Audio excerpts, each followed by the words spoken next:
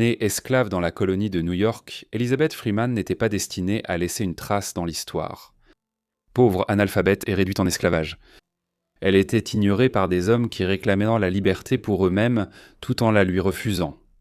Et pourtant, elle a fait l'impensable. Elle a poursuivi en justice son soi-disant maître pour obtenir sa liberté.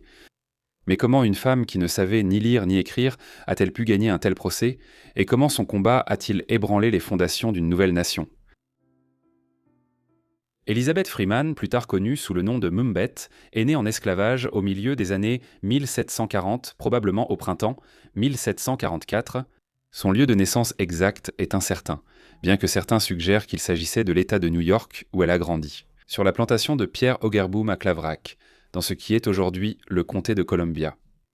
Ogaboom, comme son nom de famille l'indique, était membre d'une famille néerlandaise qui s'était installée dans cette région d'Amérique au milieu du XVIIe siècle, à l'époque où New York, alors colonie néerlandaise, s'appelait la Nouvelle-Amsterdam. Dans sa jeunesse, elle était connue sous le nom de Beth, ce qui était presque certainement une abréviation d'Élisabeth, d'après ce que nous savons de la ferme Olgeboom. Elle a grandi dans un foyer où beaucoup étaient réduits en esclavage. Parmi eux se trouvait sa sœur Lizzie, comme c'était courant pour les personnes asservies au XVIIIe siècle. L'identité de ses parents est inconnue, et il n'est pas clair s'ils sont restés sur le même domaine. Malheureusement, Beth n'a jamais appris à lire ni à écrire, et les premières années de sa vie sont restées enveloppées de silence, car elle n'a laissé aucun témoignage écrit. Au lieu de cela, ce que nous savons de son histoire n'apparaît que plus tard, après qu'elle se soit imposée sur la scène publique et ait attiré l'attention de tout un État. Grâce à une bataille juridique audacieuse et sans précédent, et comme nous allons bientôt le voir, cette bataille allait tout changer. Au début des années 1750, la fille de Peter Ogleboom, Anna, épousa le colonel John Ashley, une personnalité éminente de la ville de Sheffield, dans le Massachusetts. Beth fut envoyée vivre comme esclave domestique chez Anna à Sheffield, alors qu'elle n'avait que 7 ou 8 ans. Heureusement, nous pouvons encore voir le monde où elle a vécu près de 30 ans. Parce que la maison du colonel John Ashley, construite en 1735, existe toujours aujourd'hui et a maintenant un musée. Maison de 2 étages et demi avec de nombreuses pièces, elle aurait été considérée comme très grande pour une maison de campagne au milieu du XVIIIe siècle. La vie de Beth ici aurait tourné autour de l'entretien de la maison, du lavage du linge et de travaux manuels pénibles et chronophages, à une époque sans machine à laver, sèche-linge, aspirateur ou autres appareils. Dans la maison des Ashley, Beth s'est vite imposée comme une femme qui n'était pas intimidée par ses esclavagistes. Plus tard, des récits décrivent Anna Ashley comme dure, et une histoire célèbre affirme qu'elle a saisi une pelle chauffée pour frapper on. La sœur de Beth, Lizzie, elle aussi, avait été envoyée vivre dans la maison des Ashley. Mais avant qu'elle ne puisse frapper Lizzie, Beth est intervenue et a bloqué ses coups. Anna lui infligea une blessure profonde qui laissa une cicatrice importante, mais au lieu de la cacher, Beth l'afficha ouvertement par la suite. Une façon d'informer les visiteurs que Madame Ashley était cruelle avec ses esclaves. Au cours de ces années, Beth est également devenue mère. L'identité du père de son enfant reste incertaine, mais la tradition veut qu'il soit parti servir dans la guerre d'indépendance américaine et ne soit jamais revenu. Alors que les hommes partaient se battre pour la liberté, Beth restait en esclavage, élevant un enfant dans un monde qui lui refusait même le droit le plus fondamental à la liberté. Mais à Sheffield, des mots étaient en train d'être écrits qui rendraient bientôt cette contradiction impossible à ignorer. Elizabeth a traversé de grands bouleversements en Amérique du Nord, chez les Ashley. En grandissant ici, elle aurait entendu parler constamment de la longue guerre contre les Français qui a fait rage à travers l'Amérique du Nord de 1754 à 1763. Ce conflit s'est terminé lorsque la Grande-Bretagne a pris le contrôle de ce qu'on appelait alors le territoire de la Nouvelle-France, que nous connaissons aujourd'hui sous le nom de Canada, tandis que le Massachusetts est resté sous domination britannique. Elle aurait aussi entendu la colère de John Ashley et de ses invités, qui chez lui se plaignaient de la hausse des taxes imposées par la couronne britannique au Massachusetts et aux 12 autres colonies du New Hampshire à la Géorgie. En janvier 1773, alors qu'elle approchait probablement de sa 30e année, elle aurait également vu un grand groupe de personnes du Massachusetts. Des propriétaires se réunissent à la maison Ashley à Sheffield pour rédiger la future déclaration de Sheffield. Elle protestait contre une tyrannie britannique croissante dans les colonies et déclarait, je cite, « L'humanité à l'état de nature est égale, libre et indépendante les uns des autres. » et a le droit à la jouissance paisible de sa vie, de sa liberté et de sa propriété. Thomas Jefferson allait paraphraser ces mots lorsqu'il rédigea la Déclaration d'indépendance 3 ans plus tard. Fait significatif, il semble que Theodore Sedgwick, un jeune avocat, ait rédigé la majeure partie de la Déclaration de Sheffield lors de la réunion à la maison Ashley. Il jouera de nouveau un rôle dans l'histoire d'Élisabeth avant longtemps pour Beth. Si elle a entendu parler de la Déclaration de Sheffield qui a été rédigée à la maison Ashley en janvier 1773, elle ne pouvait pas manquer l'ironie. Des hommes prônant liberté et droit naturel ont écrit ces grandes phrases, tout en la gardant enchaînée. Sous le même toit, le langage de la liberté résonnait dans les couloirs. Mais elle n'y était pas incluse. Pas encore, mais dans les années à venir, elle déciderait de vérifier si ces mots avaient donc vraiment un sens. La déclaration de Sheffield fut un événement clé avant la guerre d'indépendance américaine. La Boston Tea Party a eu lieu de l'autre côté du Massachusetts en décembre 1773.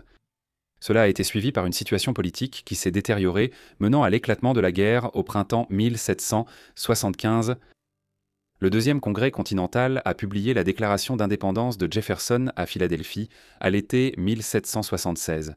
Et une guerre acharnée s'ensuivit avec la Grande-Bretagne, une guerre qui fut remportée en 1781 et qui se termina en Grande-Bretagne. Reconnaissant l'indépendance des États-Unis d'Amérique en 1783, dans le cadre de la création d'un nouvel État fédéral, le Massachusetts a rédigé sa propre constitution d'État en 1780. Elle comprenait le passage suivant, qui faisait écho à la fois à la déclaration de Sheffield et à la déclaration d'indépendance. Tous les hommes naissent libres et égaux et possèdent certains droits naturels, essentiels et inaliénables, parmi lesquels on peut compter le droit de jouir et de défendre leur vie et leur liberté, celui d'acquérir, de posséder et de protéger des biens, enfin celui de rechercher et d'obtenir leur sécurité et leur bonheur. Tout cela menait à un règlement de compte. Élisabeth allait bientôt transformer ces nobles promesses en une arme, affrontant son esclavagiste et exigeant la liberté qu'on lui avait refusée toute sa vie. En 1780, consciente du texte de la Constitution du Massachusetts, Beth chercha à réclamer sa liberté, en s'appuyant sur l'idée que la Constitution interdisait essentiellement l'esclavage dans l'État. Selon un récit ultérieur, elle déclara à Theodore Sedgwick, l'avocat qui avait rédigé la déclaration de Sheffield en 1773, « J'ai entendu lire ce document hier, qui dit que tous les hommes naissent égaux et que chaque homme a droit à la liberté. Je ne suis pas stupide, la loi ne me rendra-t-elle pas libre ?» L'héritage de Sedgwick dans le mouvement abolitionniste est mitigé. Mais il croyait que l'esclavage était incompatible avec les principes de la nouvelle constitution du Massachusetts, et il accepta de prendre l'affaire. Il ne fallut pas longtemps avant qu'il ne dépose les documents au nom de Beth. Un autre esclave de la maison Ashley, Brom, aurait été ajouté à l'affaire pour la renforcer, car les femmes avaient alors peu de droits juridiques. Ainsi, en 1871, l'affaire Broman-Beth contre Ashley fut lancée dans l'espoir d'obtenir leur liberté. Cela aurait une énorme influence sur la loi du Massachusetts. La procédure de Broman-Beth contre Ashley a débuté à la cour des plaidoyers communs du comté dans la ville de Great Barrington en août 1781. Le co-conseil de Sedgwick était Tapping Reeve, fondateur de la faculté de droit de Litchfield dans le Connecticut, l'une des premières écoles de droit américaines. Ensemble, ils étaient considérés comme deux des avocats les plus redoutables du Massachusetts. Ils ont soutenu que la formulation de la nouvelle constitution de l'État du Massachusetts rendait effectivement l'institution de l'esclavage illégal dans l'État, et que Brom et Beth devaient être libérés. John Ashley a répondu que le couple n'était pas des esclaves, mais plutôt des domestiques, sans autre endroit où aller, un argument courant dans ce genre de cas, à la fin du XVIIIe siècle. Le tribunal a statué en faveur de Broman-Beth et a ordonné à Ashley de les libérer de leur servitude, ainsi que de les indemniser pour leurs années de travail gratuit. Et ainsi Beth avait accompli l'impensable. Elle avait gagné à cet instant. Elle est devenue la première femme afro-américaine à obtenir sa liberté en vertu de la Constitution du Massachusetts, transformant sa promesse d'égalité en un fait vivant et incontestable. Après avoir obtenu leur liberté, elle et Brom ont reçu des offres d'emploi rémunérées à la maison Ashley. Cette situation était courante pour beaucoup d'esclaves affranchis en Amérique à la fin du XVIIIe et au début du XIXe siècle. Et une grande partie d'entre eux ont simplement échangé leur statut d'esclave contre celui de domestique avec un petit salaire. Cependant, Beth a refusé cette offre et a choisi de travailler pour Theodore Sedgwick. Elle passera plus d'un quart de siècle dans la maison des Sedgwick et deviendra un membre proche de la famille, agissant comme nourrice pour les enfants de Theodore et de sa femme, Permélie. C'est à cette époque que le nom Mumbet lui est resté. Après avoir gagné sa liberté lors du procès de 1781, elle a adopté le nom de famille Freeman, devenant ainsi connue à jamais sous le nom d'Elizabeth Freeman. L'utilisation du nom Mumbet par les enfants Sedgwick montre clairement à quel point elle est devenue une partie intégrante de la famille. C'est de Catherine Sedgwick, l'une des filles de Théodore, qui est ensuite devenue une auteure bien connue, que nous avons reçu les récits les plus détaillés de la vie de Mumbet. En 1853, alors qu'elle était elle-même une vieille femme, Catherine a écrit un livre intitulé « L'esclavage en Nouvelle-Angleterre », qui a été publié dans Bentley's Miscellany. Même s'il montre l'esclavage dans le Massachusetts et d'autres États du Nord sous un angle assez favorable, c'est une source précieuse sur la vie de Beth et sa façon d'obtenir la liberté. Pendant que Beth commençait une nouvelle vie en tant que femme libre, au sein du foyer Sedgwick, la loi du Massachusetts était influencée par ses actions. Son affaire, intentée avec Brougham en 1781, fut l'un des nombreux procès du début des années 1780, soutenant que l'esclavage était devenu illégal en vertu de la nouvelle constitution du Massachusetts de 1780. Les autres étaient trois affaires judiciaires distinctes, connues collectivement sous le nom d'affaire Quoke-Walker, bien qu'elles concernaient toute la même personne, un homme réduit en esclavage appelé Quaku ou Quoke-Walker. En conséquence, il devint évident, même pour ceux qui espéraient encore préserver l'esclavage dans le Massachusetts, que cette institution vivait ses derniers instants. En 1783, seulement 2 ans après la victoire d'Élisabeth, la Cour suprême judiciaire du Massachusetts déclara l'esclavage incompatible avec la constitution de l'État. Et lorsque le premier recensement fédéral fut effectué en 1790, pas une seule personne réduite en esclavage ne fut recensée dans le Massachusetts.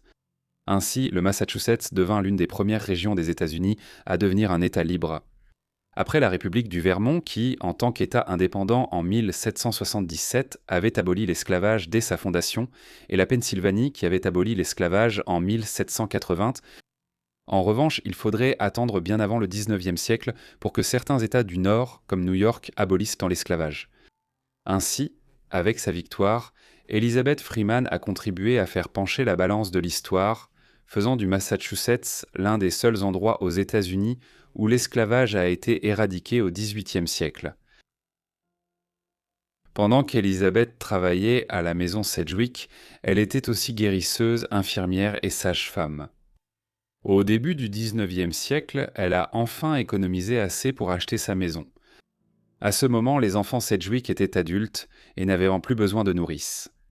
Elle a pris sa retraite et a emménagé dans sa maison à Cherry Hill, Stockbridge. Sa fille, qui à ce moment-là avait déjà ses propres enfants, vivait à proximité et Beth passerait ses dernières années près de ses petits-enfants et même de ses arrière-petits-enfants. Elle a vécu une longue vie et est décédée à Stockbridge en décembre 1829. Comme nous ne connaissons pas précisément sa date de naissance, nous ne pouvons pas dire exactement quel âge elle avait. Mais elle avait environ 85 ans au moment de son décès. Elle avait passé plus de temps comme femme libre que comme esclave. Réfléchissant à la liberté, elle déclara un jour « à tout moment, pendant que j'étais esclave. Si on m'avait offert une minute de liberté et qu'on m'avait dit que je devais mourir à la fin de cette minute, je l'aurais accepté, juste pour pouvoir me tenir une minute sur la terre de Dieu. En femme libre, je l'aurais fait. » Elle a été inhumée dans le caveau familial Sedgwick à Stockbridge, Massachusetts, étant la seule non-Sedgwick à y reposer. Preuve de la place qu'elle avait acquise dans la famille qui l'avait aidée à retrouver sa liberté. La famille a marqué sa tombe d'une inscription qui disait « Elizabeth Freeman, également connue sous le nom de Mumbet, décédée le 28 décembre 1829. Son âge supposé était de 85 ans. Elle est née esclave et en resté esclave pendant près de 30 ans. Elle ne savait ni lire ni écrire, pourtant, dans son domaine, elle n'avait ni supérieur ni égal. Elle ne gaspillait ni son temps ni ses biens. Elle n'a jamais trahi une confiance ni manqué à un devoir. Dans chaque épreuve domestique, elle était la plus efficace des aides, et l'amie la plus tendre, bonne mère, à Dieu. » Vers l'année 1812, l'une des belles-filles de Théodore, Susan Ridley Sedgwick, a peint une délicate miniature à l'aquarelle sur ivoire de Beth alors qu'elle avait environ 70 ans. Conservé aujourd'hui par la Massachusetts Historical Society, il est largement considéré comme son seul portrait connu ayant survécu au cours des 2 siècles depuis sa mort. Son histoire est devenue centrale dans l'histoire de l'abolition aux États-Unis. Un rappel que la liberté n'a pas seulement été inscrite dans la loi, mais aussi réclamée par ceux qui ont eu le courage de l'exiger. En août 2022, la Société historique de Sheffield a dévoilé une statue en son honneur, reconnaissant son rôle dans la longue marche vers la liberté. Souvent décrite comme la Rosa Parks de son époque, le courage d'Elizabeth Freeman a fait bien plus que gagner sa propre liberté, il a contribué à déclencher un mouvement qui allait transformer la nation. Merci d'avoir regardé cette vidéo sur Elizabeth Freeman, j'espère qu'elle vous a intéressé.